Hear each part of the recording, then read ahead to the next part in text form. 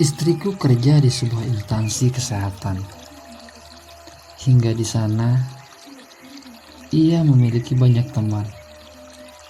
Salah satunya Dokter Mirna yang menjadi seorang dokter andalan di sebuah puskesmas tempat istri aku bekerja.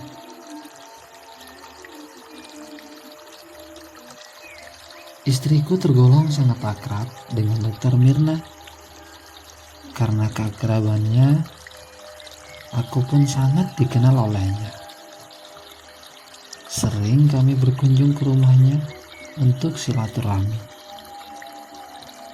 Saat itu Dokter Mirna baru saja menikah. Kira-kira 1 bulan lamanya.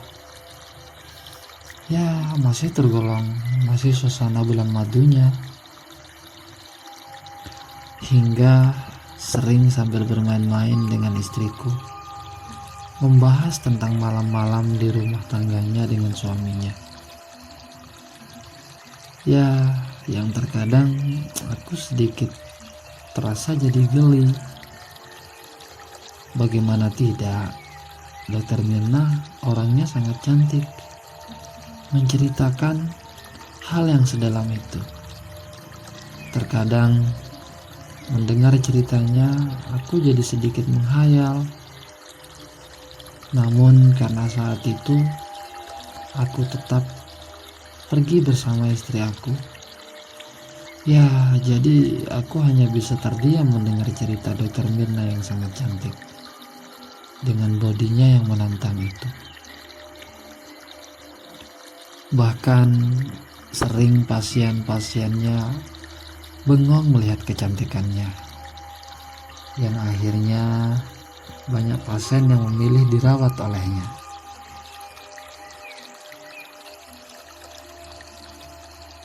Pokoknya Dokter Mirna adalah wanita sempurna yang tiada tandingannya di tempat itu. Karena selain jadi dokter, ia sangat cantik dan bodinya yang luar biasa. Jarang ada orang yang mampu melihatnya. Sehingga pada suatu hari, kabar buruk itu datang dari Dokter Mirna ke istri aku. Saat itu suaminya mulai sakit-sakitan, yang akhirnya harus dirawat di sebuah rumah sakit selama kurang lebih 1 bulan saat itu. Karena istriku begitu dekat dengan sang dokter cantik itu, maka aku pun mulai sering menjenguk suaminya yang sedang sakit. Akhirnya hubungan kami pun semakin baik dengannya. Terjalin layaknya saudara. Hingga pada suatu malam, sang dokter memanggil aku dan istriku untuk datang ke rumahnya untuk ditemani, yang kebetulan pada saat itu ia tidak mengunjungi suaminya karena sudah banyak keluarganya yang lain yang menjaganya di rumah sakit. Malam itu istriku diminta untuk membelikan si dokter cantik itu beberapa alat kesehatan. Hingga pergilah istriku membelinya. Kala itu kami masih berdua di rumah si dokter cantik itu. Aku yang tidak pernah berpikir aneh-aneh saat itu, hanya bisa terdiam sambil mendengar cerita awal dari sakitnya suaminya. Hingga beberapa menit kemudian, si dokter cantik pun mulai curhat lebih dalam tentang rumah tangganya yang baru saja terbangun dengan sang suami. Namun ada hal-hal yang tidak pernah saya bayangkan. Si dokter cantik bahkan menceritakan tentang dirinya yang rindu dengan mantap-mantap dari suaminya.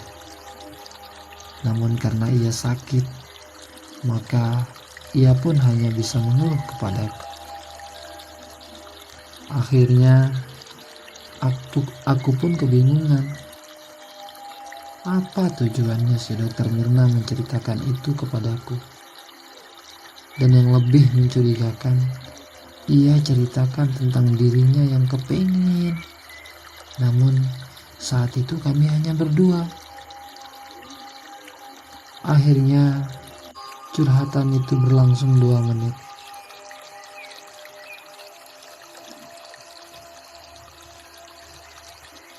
Aku pun melontarkan pertanyaan yang sedikit lancang kepada Dokter Mirna. Bu, ibu kan sudah lama gak mantap-mantap. Apa ibu tahan? Apalagi ibu kan masih tergolong pengantin baru, ujarku kepadanya. Akhirnya dengan tak disangka si dokter mengatakan, aku gak bakal bisa tahan. Bahkan ia katakan, jika suamiku tidak cepat sembuh, aku akan mencari siapa saja yang mau, sambil ketawa kepadaku. Hingga aku pun jadi mulai kaget dan akhirnya menawarkan diri kepadanya. Dan ia pun mau. Maka kesempatan itu terjadilah aktivitas setengah badan dengannya. Karena suasananya takut kami, karena nanti istri aku balik dari tempat membeli alat kesehatan itu. Hingga tak lama dari sana, istriku pun kembali membawa belanjaannya ke rumah si dokter cantik itu. Dan tak lama dari itu kami pun pulang. Sesampai di rumah, aku diam-diam mengambil nomor si dokter cantik itu dari ponsel istriku. Dan besok malamnya saya menelpon untuk mendatanginya di rumahnya dengan senang hati. Ia menyuruh aku sesegera mungkin untuk kita lanjutkan yang kemarin, katanya kepadaku. Akhirnya aku dengan segala alasan ke istriku keluar malam itu mendatangi rumah si dokter cantik itu. Dan sampai di sana kami mantap-mantap dengannya. Terima kasih telah tonton video ini.